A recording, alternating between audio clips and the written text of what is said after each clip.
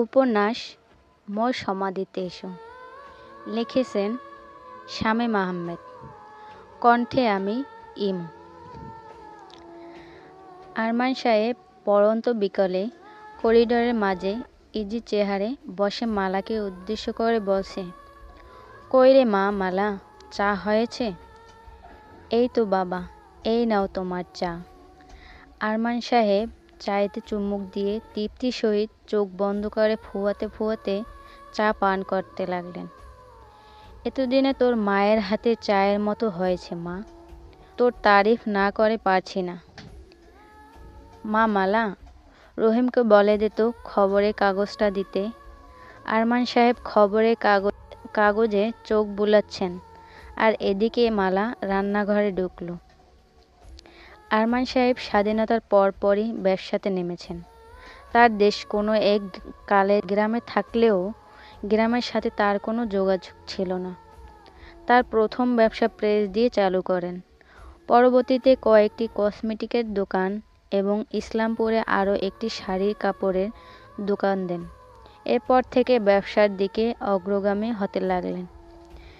ব্যবসার পাশাপাশি সে ঢাকার বংশালে একটি বাড়ি করেন।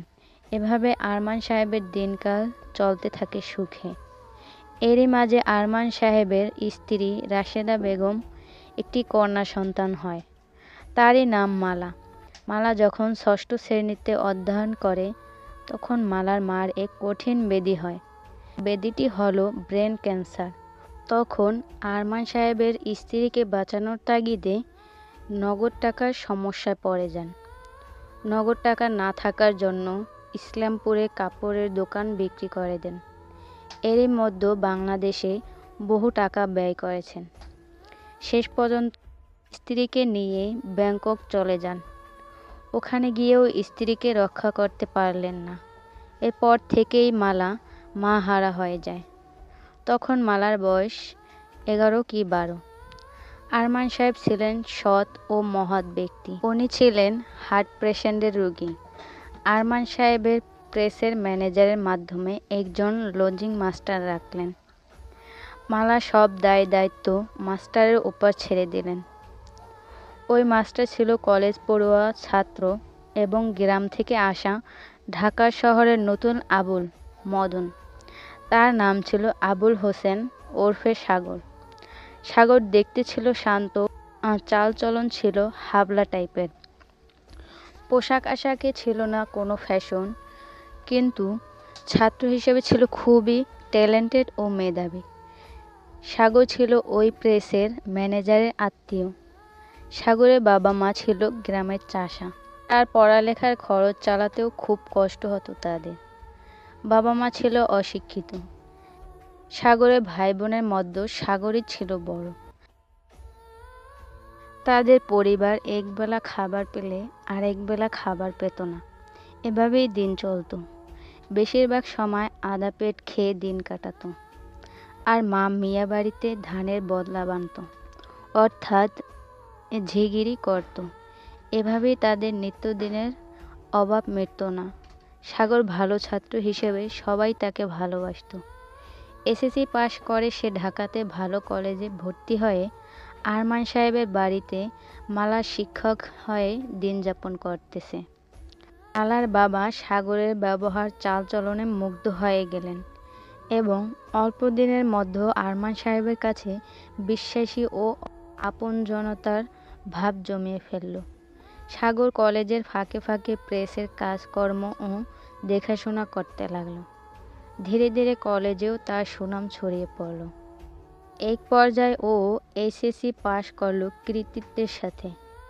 অপরদিকে মালা ধীরে ধীরে বাবার আদরে বড় হতে লাগলো। মালা যেমনই রূপবতী তেমনই গুণবতী।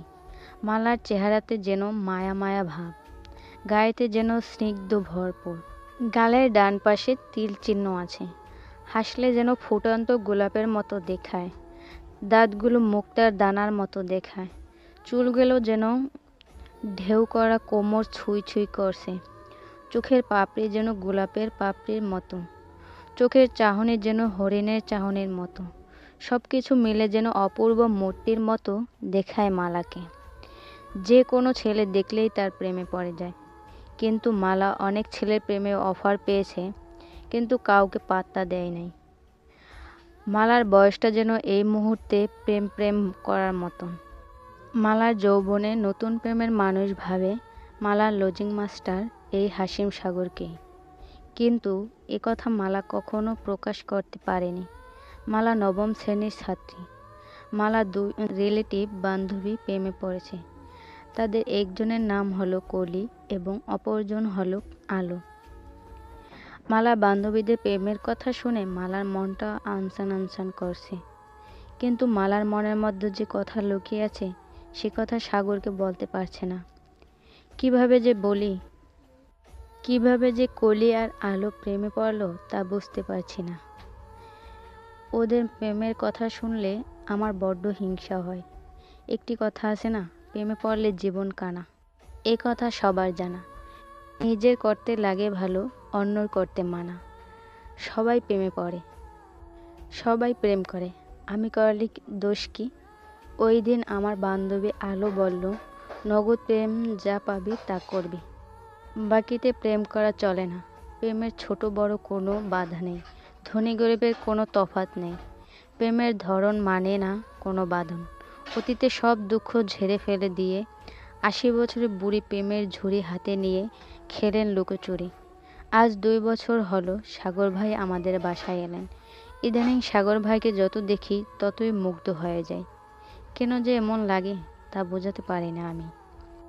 প্রেমে পড়লে মনে হয় সবারই তোলপাড় করে মনের মধ্যে। প্রেমের যে যাতনা কিছুই ভালো লাগে না। সাগর দেখতে যেমন ভদ্র তেমনি শান্ত, কথা বলে ধীরে ধীরে, গায়ের রং শ্যামবর্ণের। সাগরের নিচের ঠোঁটে তিল আছে, বলিষ্ঠ চেহারা, চোখে যেন কাজল কাজল, ললাট প্রশস্ত, একথায় হ্যান্ডসাম। চুলগুলো আর্মি কাটিং। সেই গ্রামের সাগরকে এখন আর আবুল আবুল মনে হয় না। সাগরের মনে এলভামের প্রেম প্রীতির ভাব জাগেনি। মনের মতো মন পায়নি বলে কাউকে আপন করে নিতে পারেনি। তাছাড়া প্রেমকে সে সব সময়ই এড়িয়ে চলত। অনেক মেয়েই প্রেমের প্রস্তাব সাগরকে চিঠি দিয়েছে, কিন্তু তাকে পায়নি। সাগর প্রায় সময় মালাকে নিয়ে বেরোতো। মালা কখনো সাগরকে স্যার বলে ডাকেনি, ভাইয়া বলে ডেকেছে। সাগর ভালো চরিত্র বলে মালার বাবা বাধা দিতেন না। মালা একটু মন খারাপ হলে মালা বাবা মালাকে বলতো সাগরকে নিয়ে ঘুরে আয়। সাগর আসার পর মালার পরীক্ষায়ও ভালো রেজাল্ট করছে। এ থেকে মালার বাবাও খুব খুশি হয়েছেন। আবার বাবাকে সাগর চাচা বলে ডাকতো, আবার কখনো খালুজান বলেও ডাকতো। শুক্রবার বাবা ব্যবসার কাজে চিটাগাং গিয়েছেন। আজ বিকেলের ট্রেনে বাসায় ফিরবেন। পৌষ মাসের প্রথম শীতের সকাল, কুয়াশা কুয়াশা ভাব। এখনো আলোর চাদর পুরোপুরি বিছিয়ে দেয়নি। শরীরটা মেসমেস করছে। এখন পড়তে যেতে হবে। সাগর ভাই মনে হয় লেপ মুড়ি দিয়ে নাক ফুঁপতে ফুঁপতে ঘুমাচ্ছেন। কি যে করব ভেবে পাচ্ছি না। এখনই সাগর ভাইকে জাগিয়ে পড়তে বসতে হবে। রাত্রে যে কি স্বপ্ন দেখলাম এখন মনে পড়লে আমার হাসি পায়। মনে মনে ছি ছি কি বিশ্রী, মনে হলে ঘেন্না ঘেন্না লাগে। তার আগে এক কাজ করি, একটু চা করে সাগর ভাইয়ের কাছে নিয়ে যাই। কাজের বুয়াটাকেও দেখছি না। প্রতিদিন সকালে সকালে চলে আসে বুয়া। মালা ২০ মিনিটের মধ্যে চা করে সাগরের রুমে ঢুকলো। মালা গিয়ে দেখলো সাগর নিঃসাড়ে ঘুমাচ্ছে। এই ফাঁকে মালা বাগান থেকে কয়েকটি তাজা গোলাপ এনে ফুলদানির মধ্যে গুজিয়ে রাখলো। মালা এই মুহূর্তে কিভাবে ঘুম ভাঙাবে তা ভাবছে। মালা খাটের সামনে গিয়ে সাগর গায়ের লেপ আস্তে আস্তে টেনে টেনে বলছে, এই সাগর ভাইয়া, ওঠেন ওঠেন, চা তো ঠান্ডা হয়ে যাচ্ছে। সাগর চোখ কষলিয়ে দেখতে পেল মালাকে। চা হাতে মালা দাঁড়িয়ে আছে। মালাকে দেখে তো সাগর একেবারে থ খেয়ে গেল এবং মালার দিকে এক পলক চেয়ে রইল। এমন সময় কাজের বুয়ার ডাক শুনে তাদের দৃষ্টি স্বাভাবিক ফিরে এলো। সাগর একটু অবাক হলো। প্রতিদিন কাজের বুয়া চা নিয়ে আসে, আজ মালা নিজেই চা বানিয়ে নিয়ে আসলো। মালা কাজের বুয়াকে কাজকর্ম বুঝিয়ে দিয়ে পড়ার টেবিলে পড়তে বসলো। এদিকে সাগর অল্প সময়ের মধ্যেই হাত মুখ ধুয়ে চা খেয়ে পড়ার টেবিলে এসে টাটকা গোলাপের দিকে নজর পড়ল। সাগর মালাকে উদ্দেশ্য করে বললে, ব্যাপার কি মালা? আজ নিজ হাতে চা বানিয়ে খাওয়ালে, পড়ার টেবিলে টাটকা ফুলের গন্ধ পাচ্ছি। সাগর ভাইয়া, আজ আপনাকে অবাক করে দিলাম, তাই না? হ্যাঁ মালা, সত্যি অবাক করে দিলে। প্রতিদিন আমি তোমার আগে উঠে তোমার অপেক্ষায় থাকি, আজ তার উল্টো হয়েছে। তার কারণ নিশ্চয়ই বুঝতে পেরেছেন। না, বুঝতে পারিনি মালা। দেখুন সাগর ভাই, ঘুমন্ত মানুষকে জাগানো যায়, কিন্তু ঘুমের ভান করা মানুষকে জাগানো যায় না। আপনি বুঝেও না বোঝার ভান করছেন। না মালা, আমি এর কিছুই বুঝতে পারছি না। পরে পরে বুঝে নেবেন। প্রথম কারণ হলো আজ আমার জন্মদিন। আপনার যত কাজই থাকুক না, আপনি সন্ধ্যার আগে বাসায় ফিরবেন। সাগর ভাই, আজ পড়তে ইচ্ছে করছে না। তাছাড়া বান্ধবীদের ফোন করে দাওয়াত দিতে হবে, আর বিকেলে বাবাকে নিয়ে মার্কেটে যেতে হবে। ও, ভুলেই গিয়েছিলাম, আপনাকে যেন সাথে নিয়ে যাই, বাবা বলেছে। তারপর মালাও পড়ার রুম থেকে অন্য রুমে চলে যায়। এদিকে সাগর ভাবতে থাকে, কি এমন কথা যে আমি বুঝতে পারলাম না। তাছাড়া মালাকেও যেন আজ কেমন দেখাচ্ছিল, প্রফুল্ল প্রফুল্ল ভাব। এমন সময় সাগর নাস্তা খেয়ে প্রেসে যাওয়ার জন্য প্রস্তুতি নিচ্ছে। তারপর যখন বাসা থেকে বের হতে যাবে, অমনি হঠাৎ টেবিলের সাথে ধাক্কা খেয়ে টেবিল থেকে একটি বই পড়ে গেল, এবং ওই বইয়ের ভেতর থেকে একটা চিঠি বের হয়ে এলো। চিঠি হাতে নিয়ে দেখতে পেল সাগরের নাম। হে সাগর, স্নিগ্ধ প্রহর, মুখরিত রাত, টিপটিপ বৃষ্টি ঝরছে, প্রকৃতি নিঝুম হয়ে ঘুমাচ্ছে, আর সেই রাতের মাঝে আমি ভাবছি শুধু তোমারই কথা। আমি এখনো জেগে আছি নিঝুম রাতে, অন্ধকারে। কোথাও কোনো সাড়া শব্দ নেই, শুধু প্রকৃতির বিলাপ ব্যতীত। হৃদয়ের আঙিনার মাঝে লুকিয়ে আছো শুধু তুমি। তুমি যেন আমার হৃদয়ে প্রেমের প্রদীপ জ্বালিয়ে দিয়েছ। তাই তো আজ লিখতে বসলাম ভালোবাসার কথা। কি করে বোঝাবো যে তোমাকে কত ভালোবাসি? যদি তুমি বুঝতে, তাহলে ছুটে আসতে আমার এই ঝরা মনে। তাই কবির ভাষায় বলতে চাই, রাত যত গভীর হয়, প্রভাব তত বাড়ে। দেখো সাগর, আমার জীবনে তুমি আমার প্রথম ভালোবাসা। আমি যদি তোমাকে না পাই, তাহলে আমার জীবনে ব্যর্থতার গ্লানি নেমে আসবে। আশা করি আমার এই চিঠি পেয়ে তুমি সাড়া দিবে। আর যদি সাড়া না দাও, তাহলে আমার এই প্রেম মনের ভেতর লুকিয়ে রাখবো সারাটি জীবন। তুমি যে আমার স্বপ্ন, তুমি যে আমার সুখের নীড়, তাই তোমার সাথে আমি ভালোবাসার নীড় বাঁধতে চাই। নীল আকাশের নিচে দাঁড়িয়ে গাছপালা তরুলতাকে সাক্ষী রেখে ওয়াদা করছি, কখনো ভুলবো না তোমায় আমি। তোমাকে যতই দেখি ততই যেন মুগ্ধ হই। আমি আমার হৃদয়ের গহীনে ঠাঁই দিয়েছি তোমাকে। এই পৃথিবীতে যতদিন থাকবো, ততদিন থাকবে আমার ভালোবাসার স্বপ্ন। জান সাগর, সাগর, তোমাকে পুষ্প চন্দন দিয়ে বরণ করে নেব বর হিসেবে। আমার মনের বাসনা, তুমি আমার কামনা। জীবনের ছন্দ থাকবে না কোনো দ্বন্দ্ব আমার মাঝে। পথে অগোছালো ভাষা লিখে আর তোমাকে বিরক্ত করতে চাই না।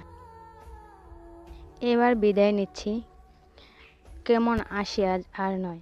তোমাকে জুঁই চামেলি ফুলের সৌরভ দিয়ে উষ্ণ ভালোবাসায় রেখে ইতি রেখা টানলাম। বিদ্রূপ চিঠিতে তুমি বলাতে আন্তরিকভাবে দুঃখিত। ভুলের জন্য ক্ষমা চাচ্ছি, কামনান্তে তোমার মালা। চিঠি পড়ে সাগরের অবাক হয়ে গেল। চিঠির ভাঁজ করে পকেটে রেখে দিল। প্রেসের দিকে রওনা হয়ে গেল। সাগর রাস্তা দিয়ে হাঁটে আর ভাবে, না না না না, এ এ কিছুতেই হতে পারে না। মালার প্রেম আমি কিছুতেই মেনে নিতে পারি না। মালাকে আমার বোঝাতে হবে, কারণ মালার প্রেমে পড়ে গেলে মালার বাবার সাথে বিশ্বাসঘাতকতা করা হবে। তাছাড়া মালা হলো ধনীর ঘরে দুলালি, আমি হলাম চাষার ছেলে। ধনীদের প্রেম পুতুল খেলার মতো। তাছাড়া মালা আবেগে যা করছে, বিবেকে বাধা দিলে সে খেতে হবে আমাকে। তাছাড়া মালার প্রেমে রাজি হলেও মালার বাবা কিছুতেই রাজি হবে না। অবিশ্বাস্য কল্পনাকে মনের মাঝে স্থান দেওয়া বোকামি ছাড়া আর কিছুই নয়। মালাকে আমি বুঝিয়ে দেব, মানুষ আবেগ দিয়ে অনেক কিছুই করে, কিন্তু বিবেক যাহা করে তাহাই স্বীকৃতি পায়। জীবন তো আর আবেগ দিয়ে চলে না, বাস্তব চলে ধীরগতিতে ও বর্তমান নিয়ে। মালার নামটি যেমন মায়াবী, তেমনি মনের মধ্যে মায়া মায়া ভাব আছে। তাহলে মালার কি আমাকে বেশি বেশি করে আদর আপ্যায়ন করার একমাত্র কারণ হলো আমাকে প্রেম নিবেদনের উদ্দেশ্য? আমার মনে হয় তাই। মালা যে আশা মনের ভিতর পুঁতে আছে, তাহা আমি জেনেও না জানার ভান করব। আর মালাকে ইনডাইরেক্ট বুঝিয়ে দেব, মালার বাবা যদি আমাদের প্রেমের কথা জানতে পায়, তাহলে বড় ধরনের কিছু একটা হয়ে যাবে। তার কারণ হলো মালার বাবা হার্ট পেশেন্টের রোগী। এই ধরনের ৭-৫ ভেবে প্রেসে গিয়ে ঢুকল সাগর। প্রেসে গিয়ে কাজে মনোযোগ দিতে পারছে না। সাগর অনেক দিন হলো গ্রামের বাড়ি থেকে এসেছে। এই মুহূর্তে ওর গ্রামের বাড়ির কথা খুব মনে পড়ছে। তাছাড়া মালিকের মেয়ের নতুন প্রেমের অফার। সাগরের হঠাৎ করে মনে পড়ল কিছু একটা দিতে হবে মালাকে, কারণ আজ মালার জন্মদিন। মালার বাবা আরমান সাহেব সাগরকে টাকা পয়সা, শার্ট প্যান্ট থেকে শুরু করে সব কিছুই বহন করেন। সাগর পার্ট টাইম হিসেবে পড়ালেখার ফাঁকে ফাঁকে প্রেসে যে সময় ও শ্রম দিত, সেই হিসেবে তাকে কিছু বেতন দিত। ওই বেতনের টাকা সাগরের মা বাবার জন্য পাঠিয়ে দিত। তোর কেমিস্ট্রিতে অনার্স করছে। মালা এবার এসএসসি পরীক্ষার্থী, আর অল্প কয়েকদিন পরেই পরীক্ষা শুরু হবে। এদিকে মালার বাবার শারীরিক অবস্থা তেমন ভালো যাচ্ছে না। দিনের পর দিন স্বাস্থ্য অবনতি ঘটছে। আর মালা বড় সম্পদ হচ্ছে তার বাবা। বাবাকে ছাড়া আর কোনো আপনজন নেই। মালার বাবা প্রেসের ব্যবসা দিন দিন খারাপের দিকে যাচ্ছে। এতে তিনি চিন্তিত হয়ে পড়লেন। কারণ বংশালের বাড়ি মর্গেজ রেখে প্রেস চালু করেছিলেন। লোনের টাকা পরিশোধ করতে পারছেন না। ব্যাংকের কাছে বাড়ি ও প্রেস দায়বদ্ধ। মালা এই সব কিছুই জানত না। মালার বাবা প্রায় সময়ই মালাকে নিয়ে ভাবে। তার কারণ মালা এখন পরিপূর্ণভাবে বিয়ের উপযুক্ত হয়েছে। মালার বাবা মালার কথা ভাবতেই হু হু করে মনটা তার কেঁদে ওঠে। মা হারা মেয়েটাকে আমি কার কাছে রেখে যাব? আমার মনে হয় আমি আর বেশি দিন বাঁচব না। আরমান সাহেব তার মনের কথা মালাকে বুঝতে দেন না, মেয়ে চিন্তা করবে বলে।